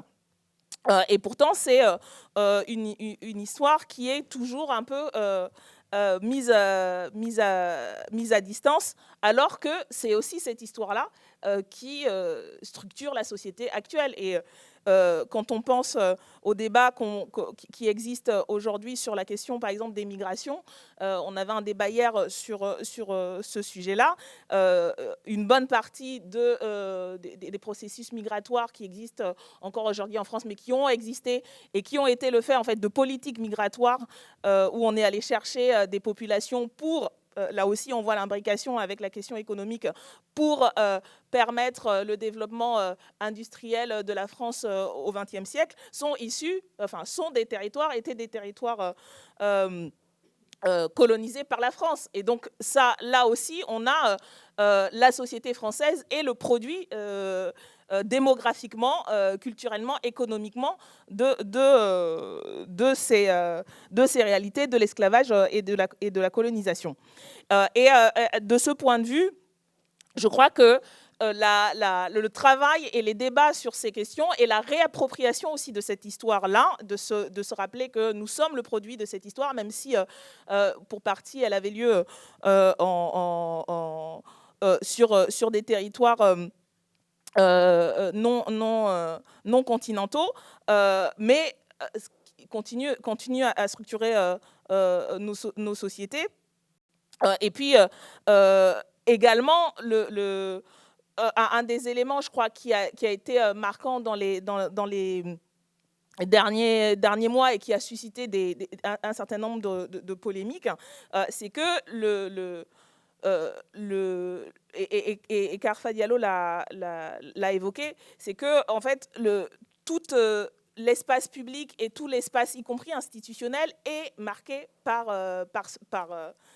cette histoire-là. Et donc, le travail qui est fait d'interpeller, y compris les mobilisations qui peuvent exister pour revendiquer, en fait, qu'on assume cette histoire et qu'aussi on réécrive ensemble, dans tous les cas, cette histoire-là, de mon point de vue, sont extrêmement légitimes et qu'il faut entendre ces revendications, donc notamment celles qui peuvent exister dans les Antilles, qui interpellent aussi sur l'histoire officielle telle qu'elle est écrite, parce que, comme l'indiquait Younous, on célèbre Victor Schœlcher, mais il n'est jamais rien dit sur Toussaint l'ouverture et sur la grande histoire d'Haïti, qui est voilà, une histoire d'une république qui est qui est édifiée dans la continuité de la Révolution française par des esclaves et à des hommes de couleur, comme on dit à l'époque,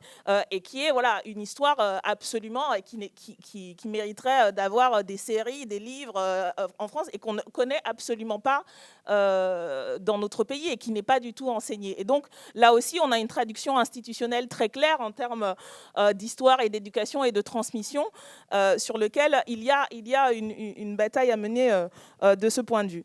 Et le dernier point sur lequel je voudrais revenir dans les réflexions que je mets aussi au débat et aux réactions, c'est sur l'offensive particulièrement politique et idéologique qui est menée aujourd'hui, donc notamment en France et par ce gouvernement.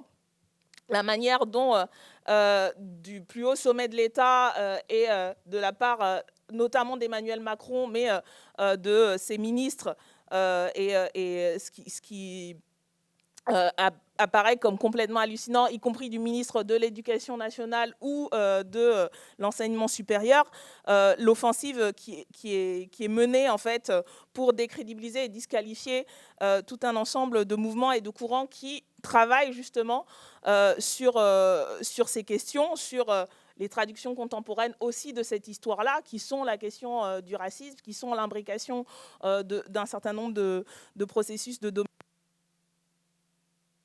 dans ces histoires-là,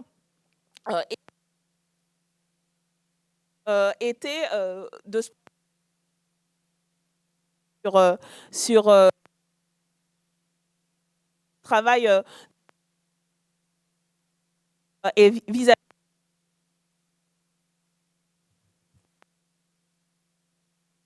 Ça, c'est pas le bon micro? Ok, bon, je vais. C'est bon? Ah, super, excusez-moi. Donc, je voulais revenir sur l'offensive et en fait, un peu le caractère défensif d'un certain nombre de nos propres courants face à cette offensive et de la nécessité, au contraire, d'assumer en fait ces débats et ces histoires plurielles, parce que ça fait aussi partie de l'histoire de l'émancipation dont nous devrions être fiers en fait d'être les héritiers et les héritières. Et je crois que on parle de la nécessité de la reconnaissance des crimes et du crime et de la part, y compris des gouvernements et des États, mais de notre point de vue, du point de vue de nos courants progressistes et humanistes, c'est aussi la reconnaissance de celles et ceux qui se sont battus, qui ont lutté, qui ont été voilà, les premiers, les premières aussi à défendre les idéaux et les idées et les principes que nous portons. Et dont nous devrions au contraire revendiquer l'héritage, discuter, le critiquer aussi avec ses limites, mais je crois que ça devrait être au contraire un ressort en fait de notre lutte de les assumer. Aujourd'hui aux Amphis, vous avez deux salles qui sont nommées d'après des figures de cette histoire-là. Jean-Baptiste Bellay, dont Alexis Corbière a écrit sur le sujet. Je vous renvoie à son ouvrage qui est le premier député noir, ancien esclave lors de la Révolution française. Et vous avez une salle au fond du Palais des Congrès, la salle Solitude, qui est celle d'une femme esclave qui est morte et a été tuée lors de révoltes aux Antilles.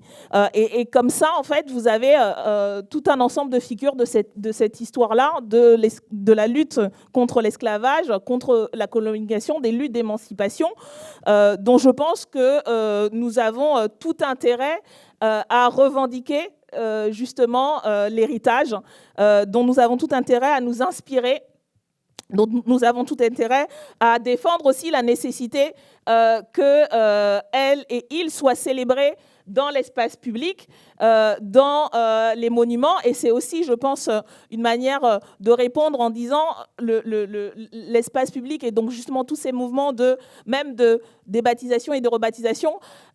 D'abord, ça fait partie de l'histoire de la République. On a déboulonné des statues parce que justement, ce qui était célébré à une époque a été considéré comme illégitime. On a déboulonné les statues de traîtres à la patrie. Et donc, il n'y a là rien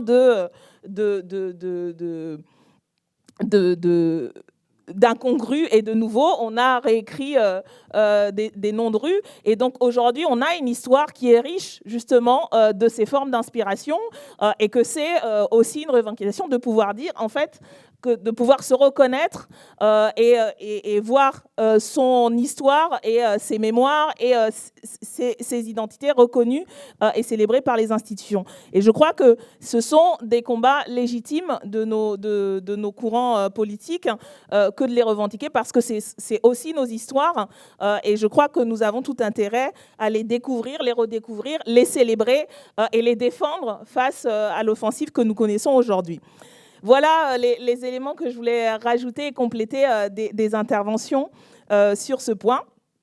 Je vais désormais laisser la parole à la salle pour vos contributions, questions, interpellations, en essayant de récupérer un micro ou en vous faisant passer celui-là.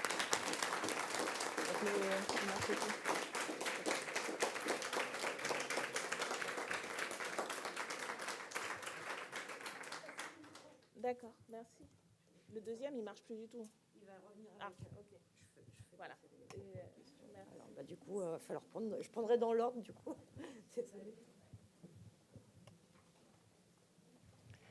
D'abord, merci pour cette présentation, vraiment du fond du cœur.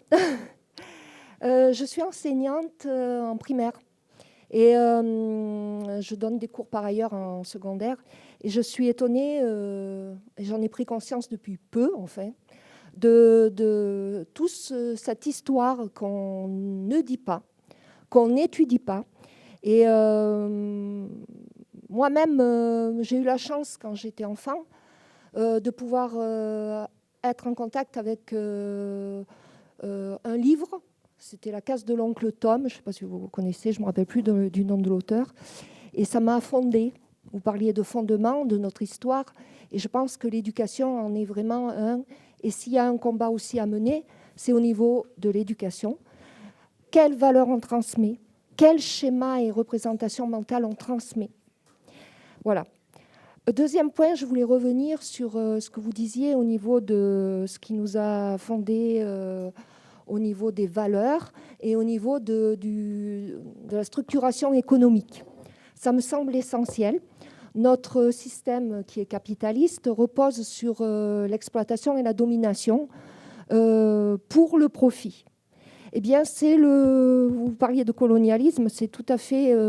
je pense qu'il prend ses racines, comme vous le suggériez, dans le colonialisme, qui est basé sur une exploitation et qu'on justifie. Aujourd'hui, on justifie l'exploitation des travailleurs, on justifie les différences de salaire. Y a des méritants, on donne même des primes, et il y a ceux qui, ma foi, tant pis, s'en sortent pas, veulent pas s'intégrer. Voilà. Il y a tout un discours et des schémas de représentation qui donc sont parcourus et sont pratiqués dans notre société et qui font appel à des représentations mentales qui prennent leurs racines, à mon avis, je vous rejoins, pour partie et pour une grande partie dans le colonialisme et l'esclavagisme. Après, juste, je vais être rapide parce que je pense qu'il y a beaucoup de gens qui veulent parler. Juste concernant l'esclavagisme, il faudrait être naïf que de croire que c'est fini. Actuellement, il y a un esclavagisme qui est pratiqué sur les travailleurs qui n'ont pas de papier. Il y a un esclavagisme qui est pratiqué aussi de façon structurelle et reconnue et institutionnalisée dans le fait de ce que je vous disais, c'est-à-dire une hiérarchie dans les fonctions. Et ça, c'est peut-être des schémas à revoir. Voilà. Je vous remercie. Donc, à bas le capitalisme.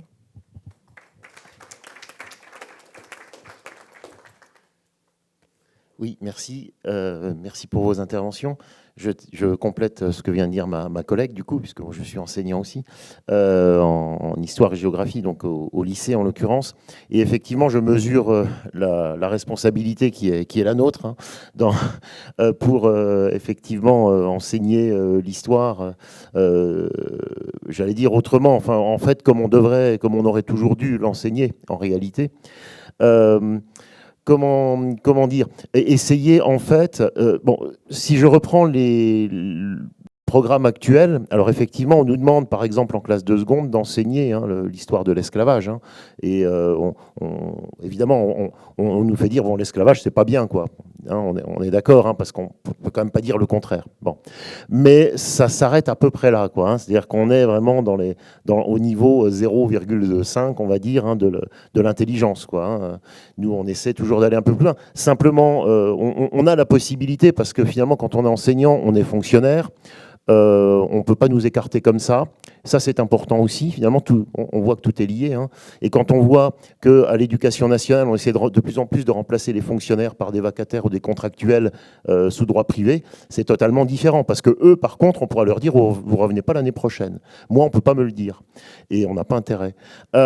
Et donc, là-dessus, on peut enseigner de manière un peu différente. En particulier, l'histoire, ce qu'on appelle l'histoire connectée ou l'histoire mondiale, hein, comme par exemple de l'historien Sanjay, alors je vais écorcher son nom, je le crains, il est un peu difficile, Sanjay Subbaraman, je crois que ça doit être ça, et donc qui est extrêmement important parce qu'il montre comment l'histoire n'est pas vue de la même façon par rapport, enfin, selon qu'il écrit, quoi. Là, il parle par exemple de Vasco de Gama qui arrive à Calicut en Inde et il dit c'est le début des grandes découvertes. Il faut faire attention aussi aux chrononymes, hein, au nom de période. C'est les grandes découvertes. En fait, c'est les Européens qui découvrent le monde. Hein, c'est pas les grandes découvertes, parce que finalement, les gens de Calicut ont autant découvert les Européens, les Portugais, que l'inverse, voire même plus, finalement. Et donc, c'est en décentrant cette histoire, et donc, du coup, en faisant l'histoire de l'esclavage, en partant de l'histoire des esclaves, mais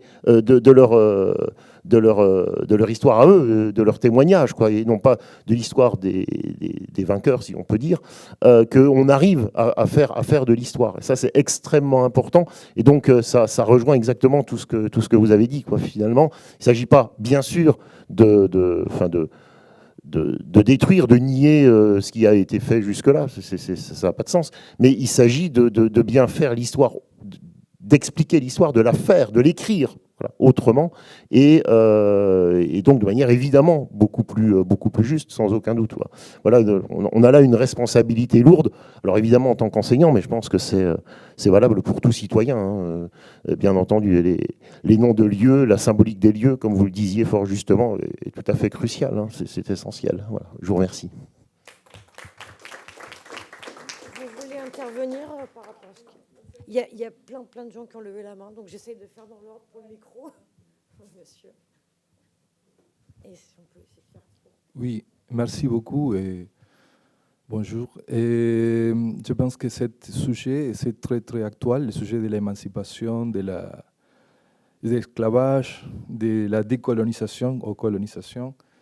Et il me souvient de ma région, l'Amérique latine. Et par exemple, maintenant, aujourd'hui, le gouvernement du Mexique, avec le président Andrés Manuel López Obrador, demande à l'Espagne excuses pour le génocide que les Européens, les Espagnols, ont fait là-bas. le roi d'Espagne fait silence. Et on doit se souvenir que quand les Européens sont arrivés à l'Amérique, en 6e siècle, il avait, s'estime, non, calcul de plus de 100 millions d'habitants. Un siècle après, il restait 3 millions. C'est des chiffres qui vraiment parlent pour soi-même. Et après ça, aussi, aujourd'hui, Bolivie, par exemple, en 2019, un coup d'État contre Evo Morales, le premier président indigène à Bolivie après 5 siècles. Et cette coup d'État, aujourd'hui, on connaît que derrière cette coup d'État trop raciste, non? 70% de la population de Bolivie, c'est indigène, mais le discours est raciste, non, contre les indigènes. Et derrière de cette coup d'État, il y avait des entreprises très intéressées pour le lithium, entre eux des Royaume-Uni et des États-Unis. Alors, cette question de l'impérialisme, c'est très, très actuel, non? De la colonisation, c'est très actuel. Et peut-être avec des autres noms, mais continue là-bas. C'est suffisant de souvenirs de Libye, Irak, Afghanistan, comme vous savez signaler. C'est un sujet qui est très, très actuel. Merci beaucoup pour ramener ce sujet.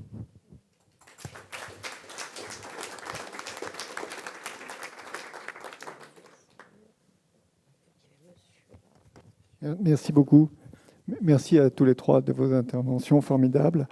Je voulais dire que l'esclavage, il dure encore aujourd'hui de façon forte. Il faut savoir que dans les mines du Congo, ceux qui vont chercher les métaux rares que nous avons tous sur nos smartphones, ce sont des enfants de 3 ans congolais. Hein, ce n'est pas des petits blancs, hein, c'est des petits noirs. Donc ils sont inférieurs sans doute, on imagine.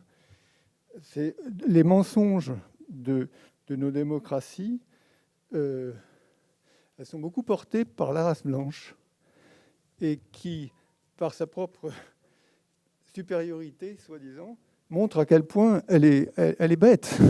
Parce que se croire supérieur aux autres, c'est déjà une preuve de bêtise.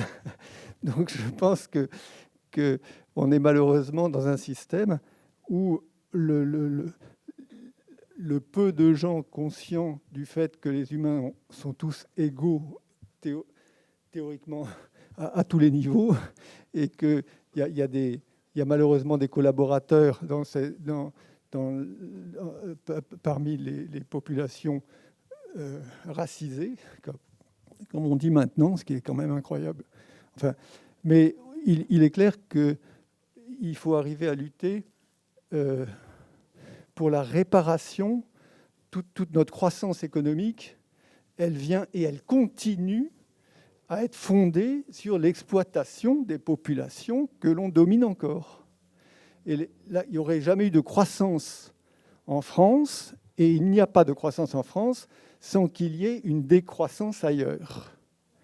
Et donc, on est dans un système, je vous incite à lire les Achille Mbembe et des économistes. Il y a d'excellents économistes africains qu'il faut lire quand on veut comprendre aussi ces processus d'inégalité. Voilà.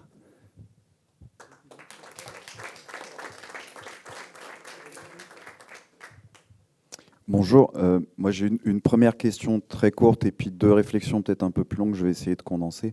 C'est une question, j'ai vu chez certains décoloniaux quelque chose qui m'a interpellé, l'affirmation que le phénomène de racisation commençait à l'origine par la racisation de la race blanche, pour la définir d'abord comme supérieure, et qu'ensuite ça permettait de définir comme inférieure, presque mécaniquement, les autres races. Ça m'a interpellé, j'aimerais savoir ce que vous en pensez.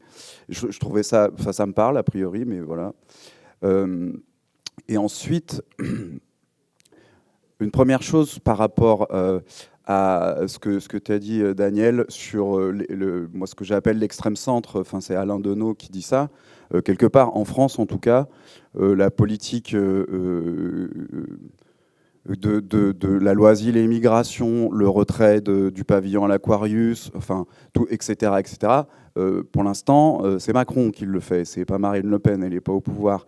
Et j'ai l'impression, sans vouloir sortir du sujet, parce que c'est lié, en fait, peut-être que le fait d'avoir à lutter pour la mémoire et la mémoire des luttes permet pas forcément de voir les avancées de l'adversaire et ses déplacements, en fait. Et donc, il y a ce premier déplacement-là. Peut-être l'extrême centre est en train de devenir l'ennemi. Je ne sais pas si c'est clair ce que je dis. Puis j'ai une dernière réflexion.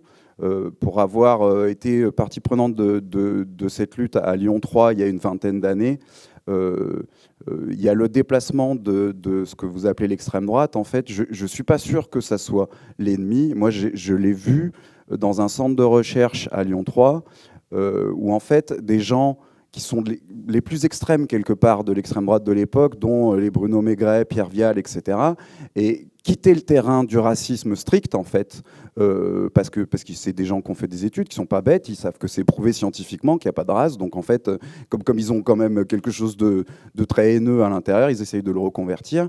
Ils faisaient des études financées par l'État dans un institut de recherche sur les langues.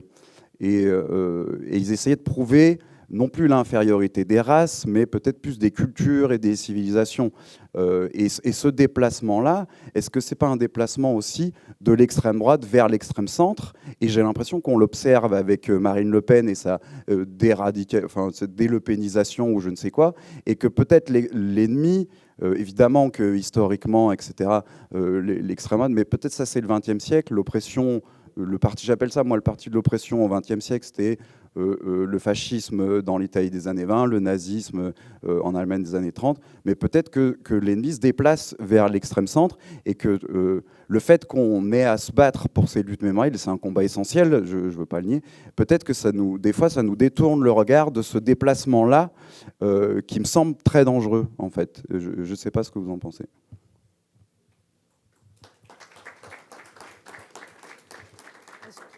Reprendre encore des questions ou vous voulez répondre? Ok. Madame ici, il y a encore une question là-bas, là, il y en a encore plein. Oui. Ok. Oui, bonjour, moi j'habite Bordeaux, donc je suis très contente de croiser Marfa Diallo, que j'ai déjà l'occasion. Je suis très étonnée à Bordeaux, qui est ce port négrier numéro 2, qu'il y ait une malheureuse plaque de 80 cm² au sol sur les quais sur lesquels on marche et que personne ne remarque, n'est pas au courant.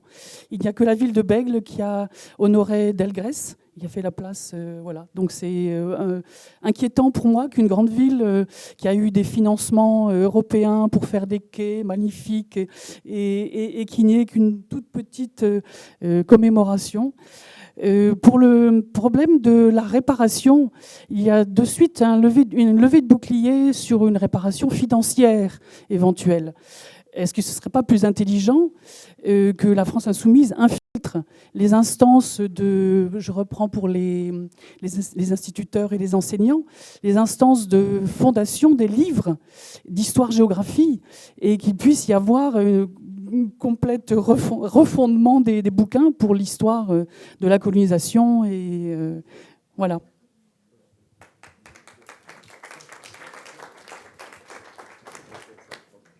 J'essaie de faire du coup ma mémoire défaille. Alors oui, bonjour.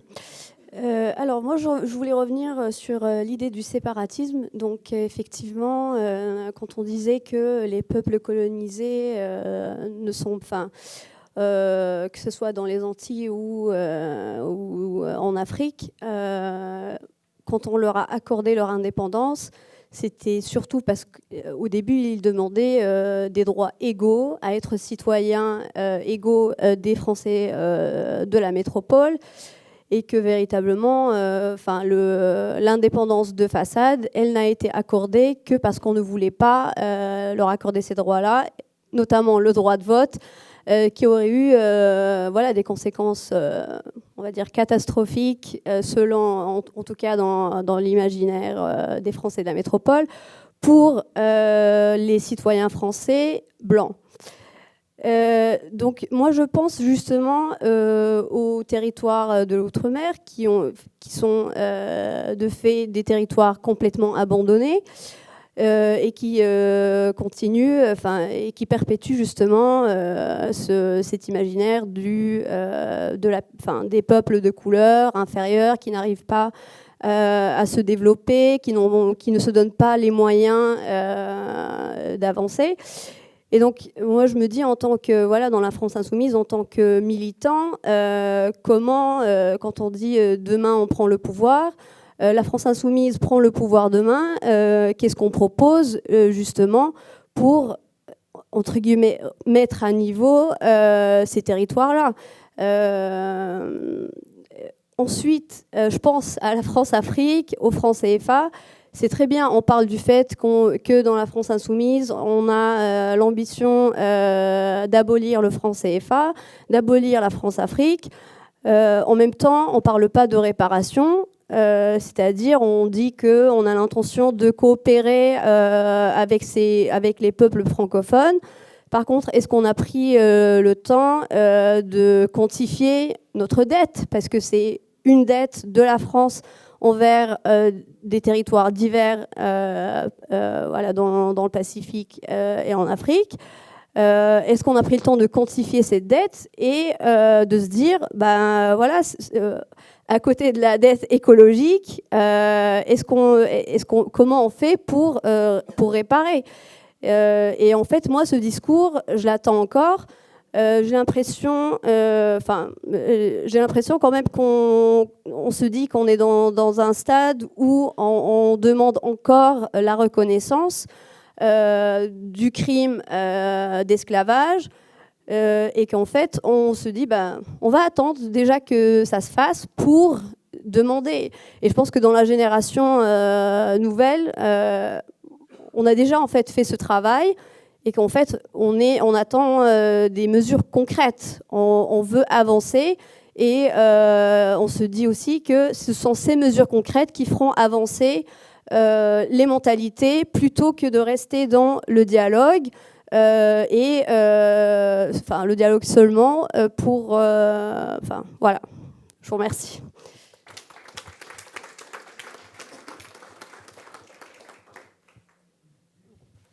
Bonjour à tous.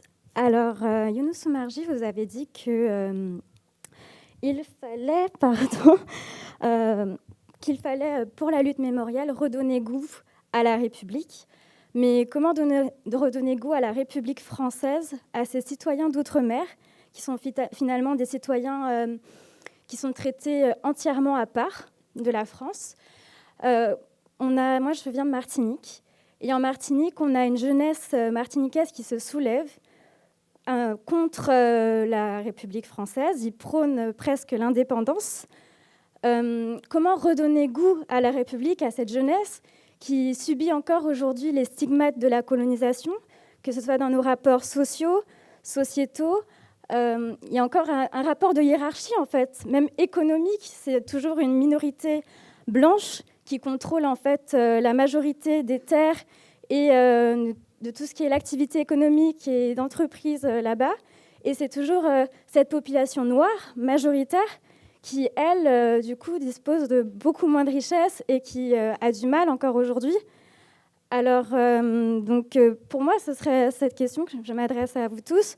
Comment redonner goût à tous ces citoyens d'outre-mer qui se sentent totalement délaissés, en fait, et qui n'ont plus confiance. Il y a une véritable défiance envers la République française. On peut le voir non seulement par rapport à la vaccination, mais il y a aussi des stigmates vis-à-vis de l'empoisonnement des terres au chlordécone.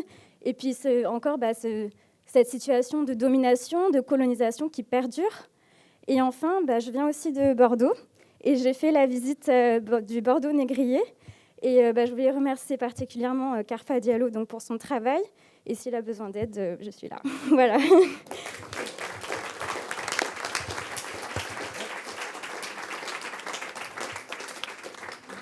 Si.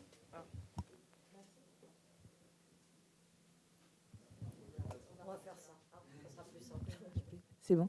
Merci beaucoup pour vos contributions. Je vais laisser la parole à Younous et Karfa pour répondre et conclure momentanément, en sachant que les discussions, elles continuent à la buvette. Elles vont continuer aussi, je pense, de manière transversale dans d'autres débats. Donc, et puis, elles vont continuer aussi à travailler le travail de l'équipe thématique égalité antiracisme. Je vous invite à aller voir sur le site, justement, et toutes les productions qu'on peut faire sur le sujet et prendre contact avec les animateurs de cette équipe qui font un gros travail sur le sujet. Juste pour répondre pour ma part à 2 points sur donc les propositions qui existent sur les questions d'outre-mer, puisque moi je suis aussi avec Jean-Hugues Ratenon, qui est député à l'Assemblée, député de La Réunion. On travaille ensemble, notamment sur la délégation outre-mer, donc j'ai eu l'occasion de travailler aussi sur ces sujets. C'est aussi une question qu'on essaie de porter de manière aussi transversale, en fait, dans les débats à l'Assemblée nationale, et ne pas faire comme c'est souvent fait, en fait, dans les textes à l'Assemblée, où, en fait, on fait un texte général, et après, il y a un petit codicile où on dit l'adaptation de ces mesures aux outre-mer. Mais la question pour nous, c'est que, en fait, dans toutes les politiques publiques, on intègre les besoins et la nécessité des territoires d'outre-mer qui sont effectivement statistiquement, enfin ça c'est à tous les niveaux, sur toutes les échelles, traités de manière inégalitaire et dont les populations subissent tout un ensemble de discriminations.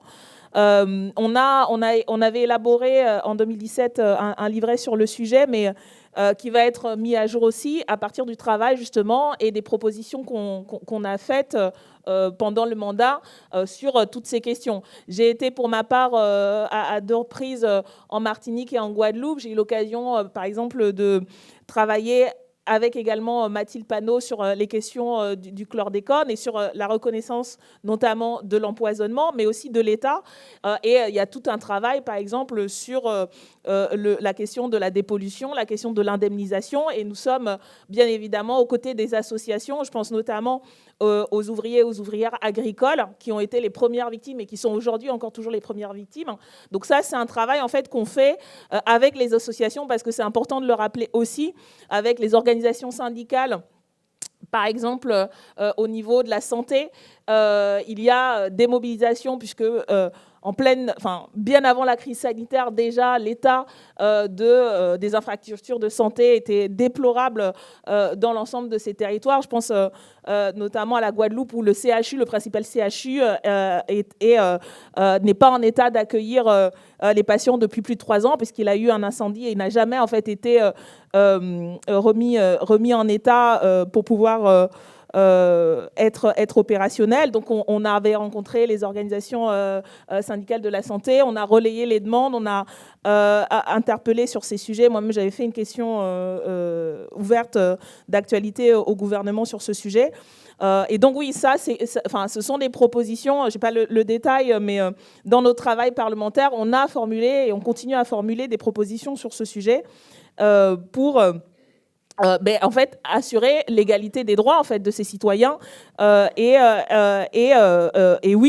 mettre les moyens nécessaires pour que toute la population ait accès aux biens, aux services et à la dignité que les citoyens français, tous les citoyens et citoyennes françaises dont ils doivent et elles doivent bénéficier. Donc voilà, ça c'est un travail qu'on mène. Le deuxième point, rapidement, et c'est vrai que c'est pas dans le détail, mais sur la question sur en fait les différents courants qui existent aujourd'hui sur la catégorisation. Moi, de mon point de vue, la racisation ou la racialisation, elle crée des Noirs, mais elle crée aussi des Blancs, en fait. Donc ça va ensemble.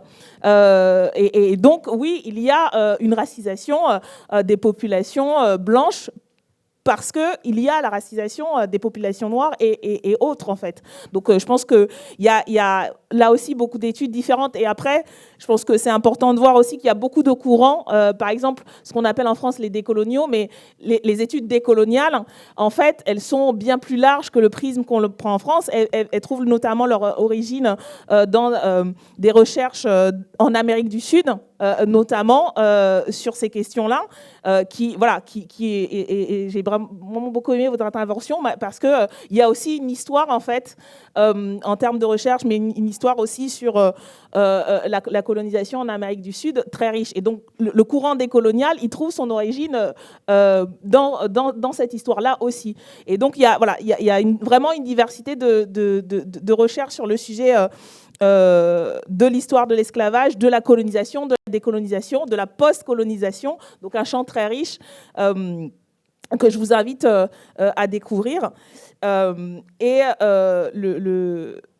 dernier point sur le rapport avec le continent africain ou les pays africains, la question c'est de ne pas être dans une position où on reproduit en fait l'idée que c'est nous qui allons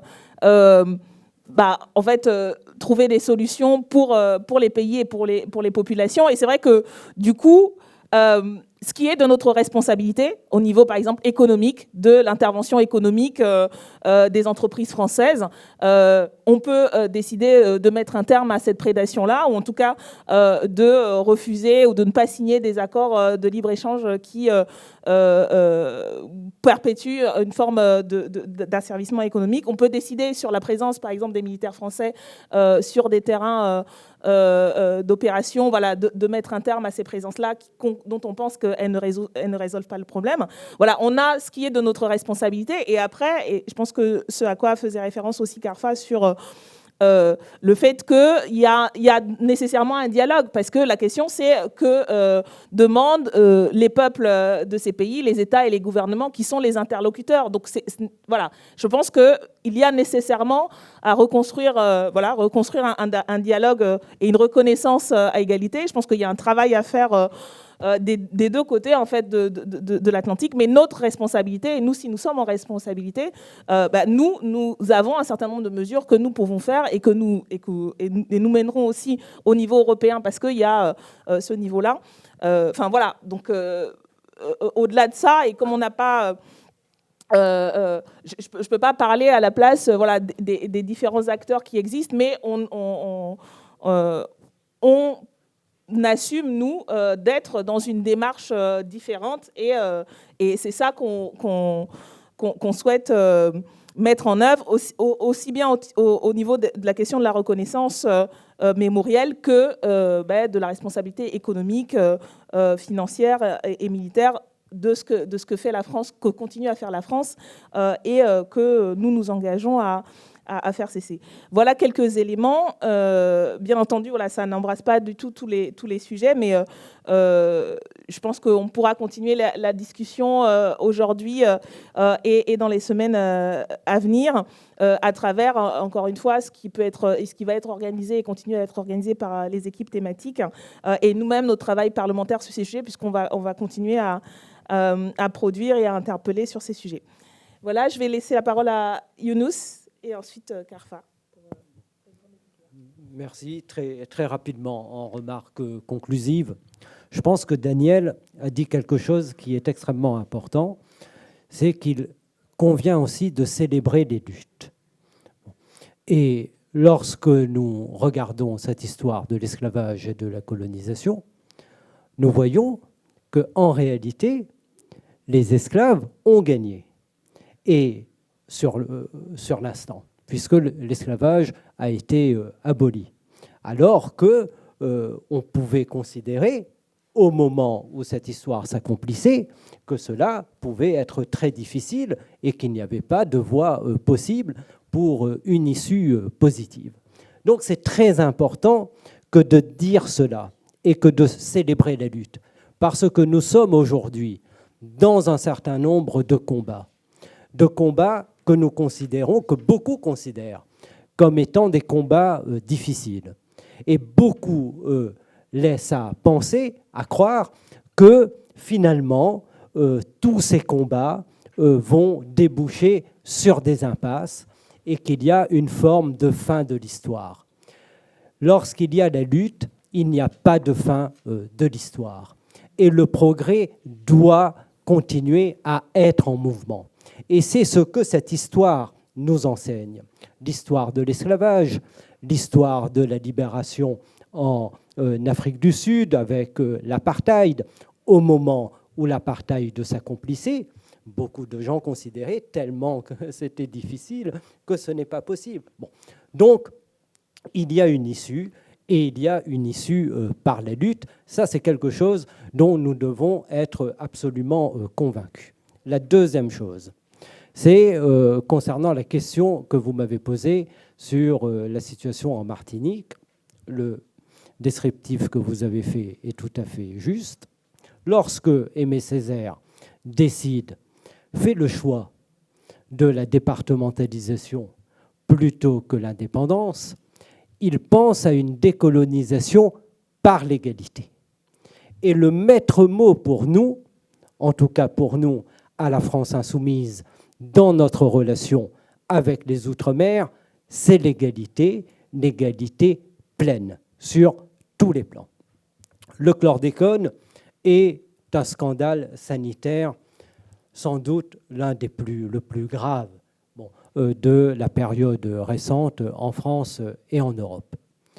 Mais on constate que le silence sur ce crime sanitaire est le même que le silence qui s'est accompli sur d'autres scandales sanitaires ou crimes écologiques accomplis dans les Outre-mer. En Polynésie française, avec le nucléaire, également lorsque l'Algérie était département française. Donc il y a là une même cohérence. Mais la responsabilité aujourd'hui, elle est chez les Martiniquais, chez les Guadeloupéens, dans leur capacité à continuer à mener les luttes. Ce que je veux vous dire, c'est qu'il ne faut pas attendre toujours tout de Paris. Parce que tout ce que nous avons obtenu dans les Outre-mer, en définitive, de l'esclavage jusqu'à aujourd'hui, c'est par les luttes que nous avons menées. Rien ne nous a été donné, jamais, rien, y compris les prestations sociales. Donc, ce qui se passe actuellement avec les jeunes Martiniquais et les jeunes Guadeloupéens, je vois là quelque chose de formidable que nous soutenons et qui, j'en suis certain, débouchera sur un certain nombre, je l'espère en tout cas, un certain nombre de solutions positives. Dernière remarque par rapport à un commentaire qui a été fait sur l'histoire et l'enseignement. Il est vrai, effectivement, que cet enseignement dans les collèges est assez sommaire. Et on constate d'ailleurs qu'il y a eu beaucoup de difficultés à faire en sorte que la loi Taubira, qui prévoyait un certain nombre de dispositions pour que cet enseignement soit accompli, soit en réalité véritablement mise en œuvre, et le compte n'y est toujours pas. Mais ce que je constate et qui est quand même très intéressant, c'est que dans l'enseignement aujourd'hui de l'histoire de l'esclavage, on continue à rendre les esclaves totalement passifs. Bon. Et c'est aussi ce que Daniel disait par rapport aux pays africains. C'est toujours la même chose. D'abord victime, puis ensuite totalement passif. Comme si que toutes les solutions viennent toujours du dominant.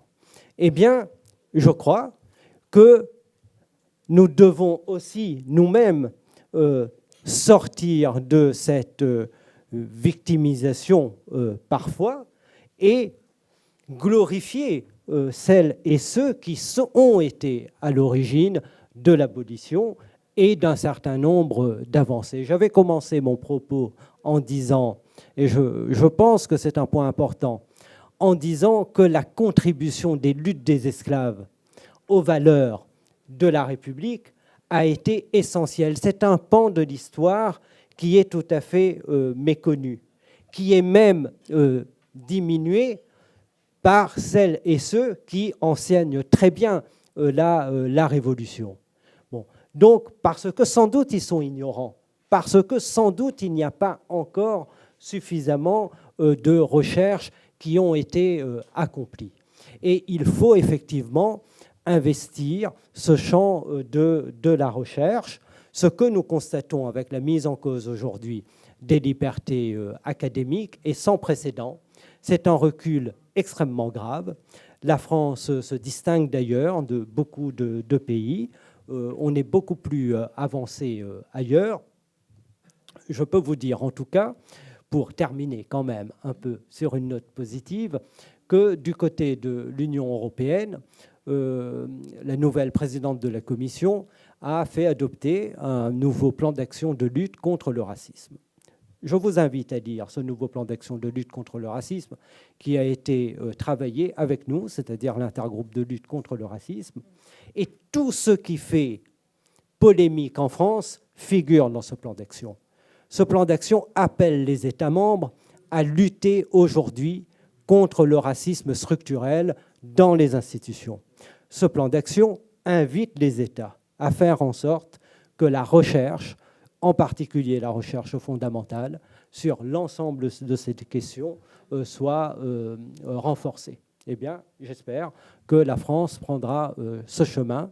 Je suis convaincu qu'elle ne prendra pas ce chemin avec Emmanuel Macron, parce que vous avez tout à fait raison de dire que le centre aujourd'hui est habité par les idées de l'extrême droite, mais ce sont les idées fondatrices de l'extrême droite qui ont été diffusées au centre et bien au-delà, malheureusement, aujourd'hui. Et vous avez dit, et je rejoins totalement votre position, qu'il y a du côté de l'extrême droite cette affirmation qui est à l'origine aussi de tout ce dont on a parlé, de l'esclavage, de la colonisation, de cette affirmation de la supériorité de la civilisation européenne sur les autres. C'est cette conviction qui fait naître la barbarie. Je terminerai, on est à la France insoumise, mais je terminerai définitivement par une citation de Jacques Chirac. Le monde est moins menacé par le choc des civilisations que par le choc des incultures.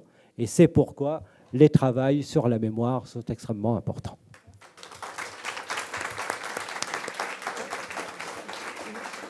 Oui, je pense qu'il marche. Alors, je ne me permettrai pas de citer Jacques Chirac, comme l'a fait Younous Omarjee, ni de répondre aux très brillantes questions qui ont été posées. Je pense que ce que notre ami tout à l'heure et camarade a indiqué sur ce déplacement au niveau d'un certain nombre de chercheurs du racisme biologique finalement vers un racisme plus culturel n'est que de la diversion. Parce que fondamentalement, le but reste le même, c'est de construire et de continuer à construire, à justifier l'infériorisation des uns et la supériorité des autres. Et les questions qui ont été posées également sur l'éducation, Younous l'a rappelé, la loi Taubira a apporté, c'est vrai, des progrès réels, il faut le reconnaître, pour faire des interventions scolaires du primaire au lycée, à l'université depuis plus de 20 ans. J'ai vu comment la sanction par la loi qui vient dire c'est un crime contre l'humanité, qui a encouragé la recherche, a vraiment libéré les initiatives des enseignants qui sont de plus en plus nombreux à trouver des crédits et à effectivement mettre à la disposition de la jeunesse française la nécessité, et fondamentalement, c'est là où nous en sommes, la nécessité de comprendre vraiment que ces crimes dont nous parlons sont des crimes fondateurs.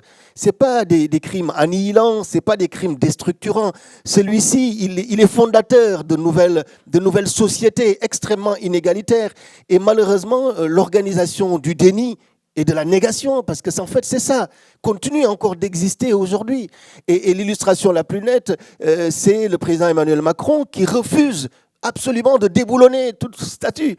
On peut comprendre éventuellement qu'il ne veuille pas déboulonner de statut, mais qu'il ne propose pas d'alternative, de solution à cet enthousiasme de la jeunesse du monde qui dit, si nous ne parvenons pas à sanctionner les crimes du passé, comment pouvons-nous sanctionner les crimes d'aujourd'hui? Comment les policiers qui ont enfermé Michel Zecler pendant plusieurs minutes, qui l'ont tabassé, qui l'ont poursuivi, comment est-ce que ces policiers peuvent être sanctionnés? Donc la difficulté que nous avons, c'est d'intégrer cette histoire-là dans la construction du capitalisme. Les problématiques dont nous parlons, qui sont sanitaires, sur l'environnement, l'extractivisme, le productivisme, tout ça est né dans la plantation américaine. La condition des femmes, qu'elles soient blanches ou noires, il faut retourner dans cette plantation. Il faut une immersion totalement dans la plantation américaine. C'est le laboratoire du racisme. C'est pas 15 ans, c'est pas 20 ans, c'est quand même des siècles et des siècles où on construit le blanc et on construit le noir. On construit le mâle et la femelle. C'est comme ça que ça s'est passé. Et ce saut dans la plantation et le fait d'investir la plantation de moment fondateur, nous en sommes incapables. Les gens vont aux Antilles, en Martinique, ils visitent les plantations comme s'ils faisaient du tourisme. C'est ça la réalité. Parce qu'on a du mal à accepter ce qui s'est passé. Et ça, nous n'avons pas le choix. Nous n'avons pas le choix. Si nous voulons vraiment changer la vie et changer la société, nous devons absolument plonger et dans la plantation et dans la cale du navire négrier. Et je voudrais finir par citer, parce que je pourrais être long, Daniel Obono, mais c'est un poème que j'aime beaucoup. J'espère que vous aimez la poésie. C'est un poème de René Despestre. René Despestre, peut-être que certains le connaissent. C'est un très grand poète haïtien. Il vit encore, et puisse-t-il encore vivre longtemps. Il est très âgé, il vit en Haute-Garonne. Il fait partie du mouvement de la négritude. Et il a écrit un très beau poème que j'aime énormément et qui pourrait, en tout cas pour moi, servir de consolation devant notre incapacité encore à transformer nos regards et nos langages. Ce poème, c'est Minerai noir. Quand la sueur de l'Indien se trouva brusquement tarie sous le soleil. Quand la frénésie de l'or draina au marché la dernière goutte de sang indien, de sorte qu'il ne resta plus un seul Indien aux alentours des mines d'or. Alors on se tourna vers le fleuve musculaire de l'Afrique pour assurer la relève du désespoir. Alors commença la ruée vers l'inépuisable trésorerie de la chair noire. Alors commença la bousculade échevelée dans le rayonnant midi du corps noir et toute la terre de retentir du vacarme des pioches dans l'épaisseur du minerai noir. Il y a de nombreux siècles que dure l'extraction du minerai de cette race. Ô couche métallique de mon peuple, minerai inépuisable de rosée humaine. Combien de pirates se sont frayés leur chemin dans la riche végétation des clartés de ton corps. Combien de flibustiers se sont frayés leur chemin dans la riche végétation des clartés de ton corps, jonchant tes années de tiges mortes et de flaques de larmes. Peuple opprimé, peuple de fond en comble, retourné comme une terre en labour. Peuple défriché pour l'enrichissement des grandes foires du monde. Mûris, oui, mûris ton grisou dans le secret de ta nuit corporelle, car nul n'osera plus couler des canons et des pièces d'or dans le noir métal de ta colère en crue.